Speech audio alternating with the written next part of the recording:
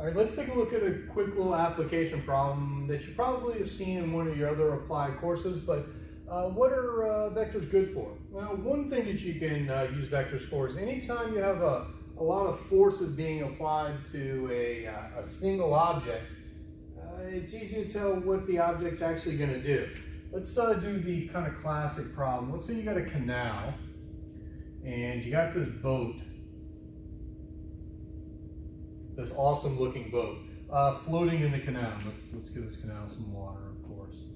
All right, so it's going down the canal, and on the front of the boat you got kind of like an eye hook like this, right, to where you got a couple of ropes being attached to it. So let's say that down here you got one guy down here pulling that one, and this one's going over there a little bit, and you got another dude pulling that one, and they're walking this way.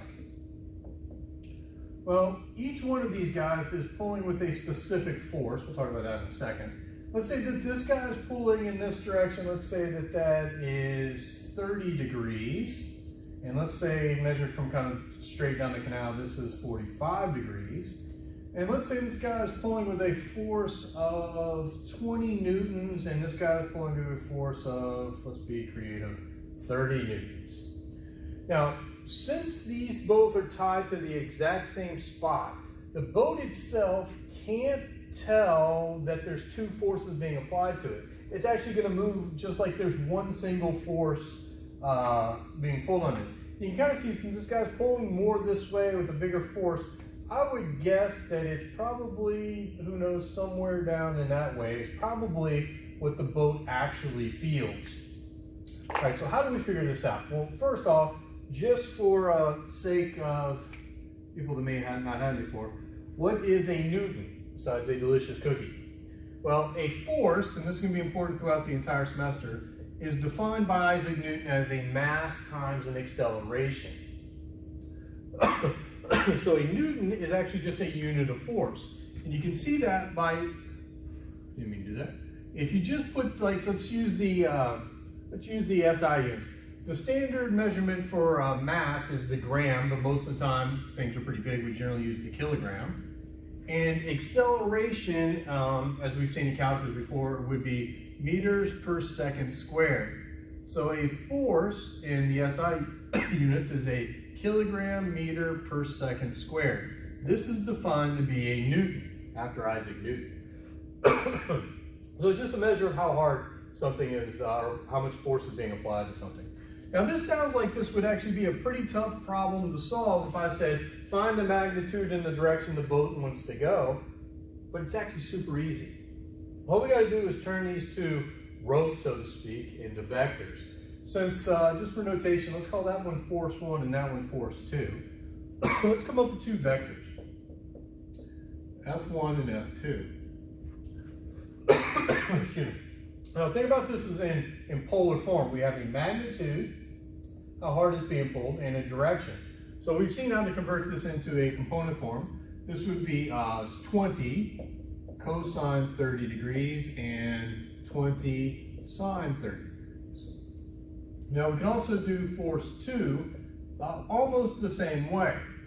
Now, most students would do this. You'd say, okay, it's got a magnitude of 30 and the angle's 45 degrees, 30 sine 45 degrees. And you continue to work the problem and you get the wrong answer. You'd be like, why? I did everything right. You go back through, you check your arithmetic, but your mistake was actually here. Remember, when you set up the world, you got to abide by its rules. If you called from here to here 30 degrees, then you need to call from there to there either negative 45 degrees or a positive 315 degrees. So the way that the world's set up, you can't have one angle going that way and another one going that way and calling them both positive. So the easiest way to fix this would either be call both of these negative 45 degrees or 315 degrees if we measure in the same direction. So it doesn't matter which one you use. I don't care. All right, so from here on out, you're going to need a calculator. You're going to see me cheating because I already have some numbers over there I've already used the calculator on. So if you grab a calculator, F1 ends up being and again, I'm rounding to about the hundredths place, 1732, and of course that one's easy, that one's 10. And for force 2, that gives me 21, 21. And of course negative 21, 21. Okay, so now we've made both of these forces into two vectors in component form. All you got to do now to find the result of this is just add these vectors together. So I'm going to call a brand new vector R for the resultant vector.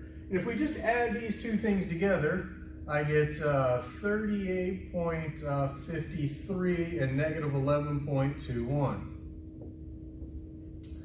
Okay, so that's our vector, and you can kind of see the red vector I drew here seems to make sense, right?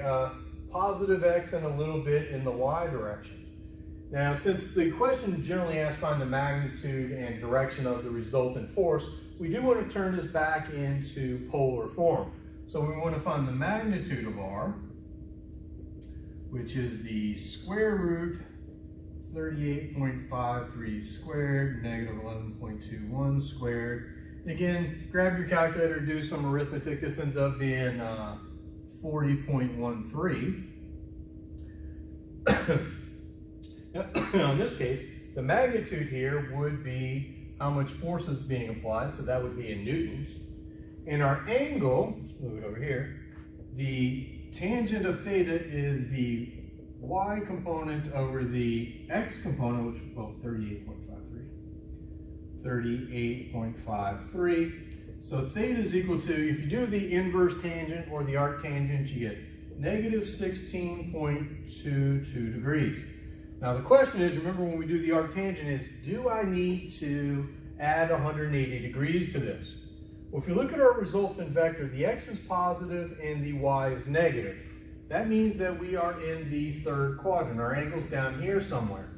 Remember, the arctangent gives you the correct answer in the first and fourth quadrant, so that's actually the correct angle here. Now, you could name that from standard position, right? If you want to do positive, just add 360 degrees to that. But it's going to pull with a force of 40 newtons in a negative 16.22 degrees direction there. Now, the great news about this is, this was 2 ropes tied to our boat. If we had 3, 4, 50, 1,000 ropes, if they're all tied to the same point, all you got to do is come up with a vector for each one of the forces, add them all up, and that's going to be your result. So incredibly easy tool to use for something that sounds like a very complex problem.